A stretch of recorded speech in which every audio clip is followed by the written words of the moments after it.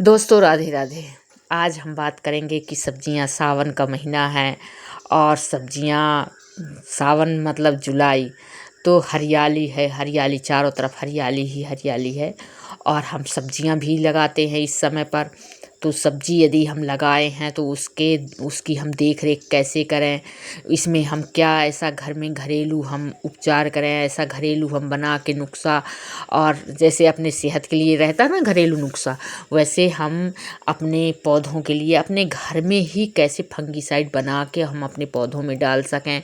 तो मैं ये सारी जानकारी दोस्तों आपको बताऊंगी कि हम अपने घर में बना के और अपने पौधों की देख रेख कैसे कर सकते हैं और कीटों से बचा सकते हैं। क्योंकि इस समय बिल्कुल कीटों का प्रकोप होता है। हम कोई भी पौधा यदि लगाते हैं, ये देखिए कद्दू का पौधा लगा है, तो हम कोई भी पौधा यदि लगाते हैं तो हमारे पौधों में इस समय तो कीट पतंगे बहुत आते हैं।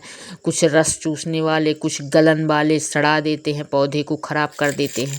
तो ये देखिए हमारा ये बिल्कुल लौकी का हमने बीज बना के रखा था, तो लौकी के दाने हैं इसमें, हमने और रख लिया है और ये कुछ हम निकाल लेते हैं तो इसमें और भी बो देंगे, लगा देंगे, मतलब बुवाई कर देंगे हम। तो ये देखिए लौकी के कुछ दाने इसमें बच गए थे शेष, उनको हम फिर से ले जाके और लगा देते हैं। कुछ लौकियां हमने लगाई है। और ये है गिलकी।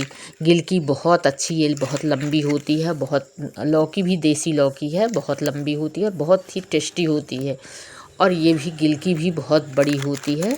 तो हम इसी गिलकी को हम लगा देंगे, क्योंकि घर में अपने बीज तैयार करो।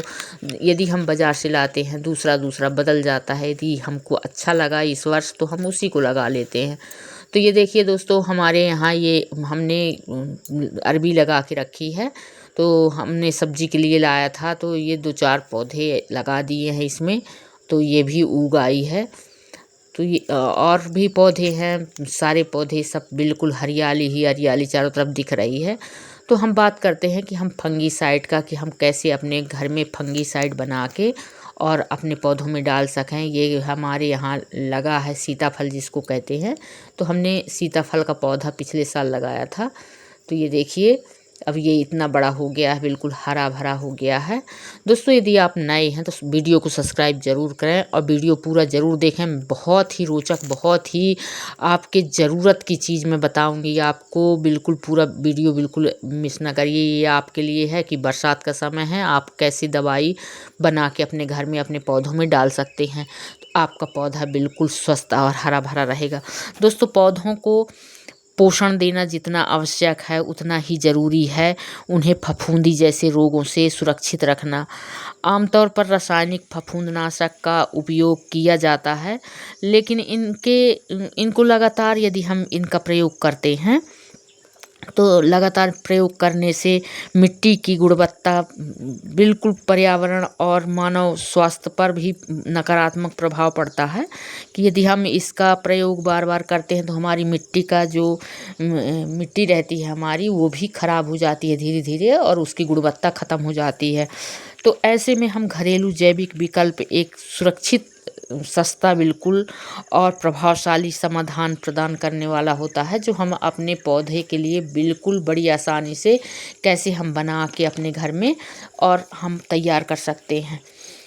आप दोस्तों घर पर ही आसानी से कैसे तैयार कर सकते हैं कि हम ये छोटी छोटी चीज़ों से, जो बिना पैसे की हों, बिना खर्चे की हों, और आप अपने घर में बना लें।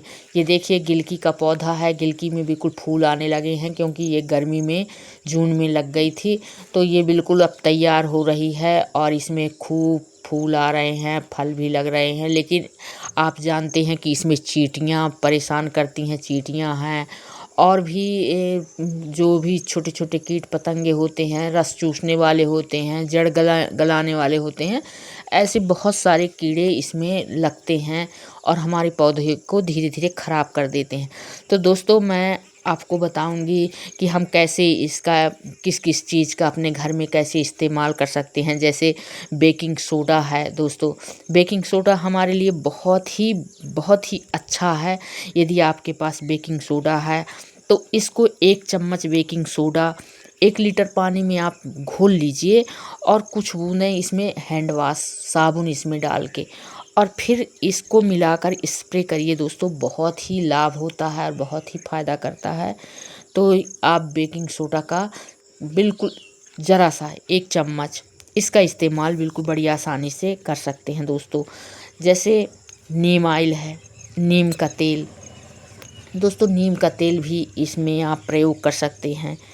तो 1 बूंद 2 बूंद डाल के पानी में आप ज़रा सा 2-3 बूंद डाल के 1 लीटर पानी में और उसका स्प्रे कर दें, तो ये बिल्कुल आपके पौधे स्वस्थ हो जाएंगे।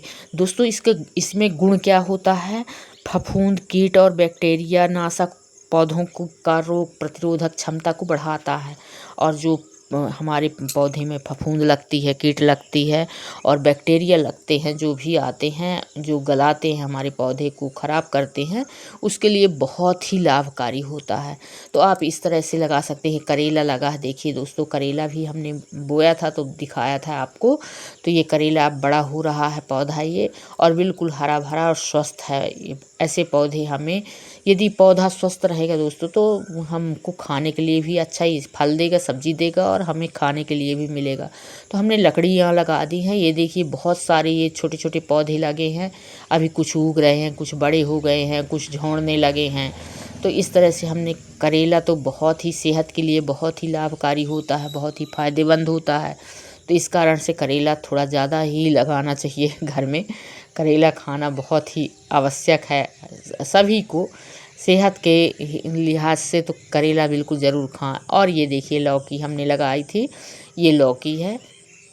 तो लौकी भी अब हमारी बड़ी हो रही है और इसकी हम 3G कटिंग 2G कटिंग करते हैं। इसकी हम थोड़ी सी इसकी जो ऊपर बढ़ने के लिए होती है तो उसको हम ज़रा सा थोड़ा सा काट देते हैं, जो शुरू की नार रहती है उसको ज़रा सा हम काट देंगे तो वो बिल्कुल स्वस्थ हो जाएगी और उसमें से अच्छी जल्दी फुटाव होगा, बढ़ेगी।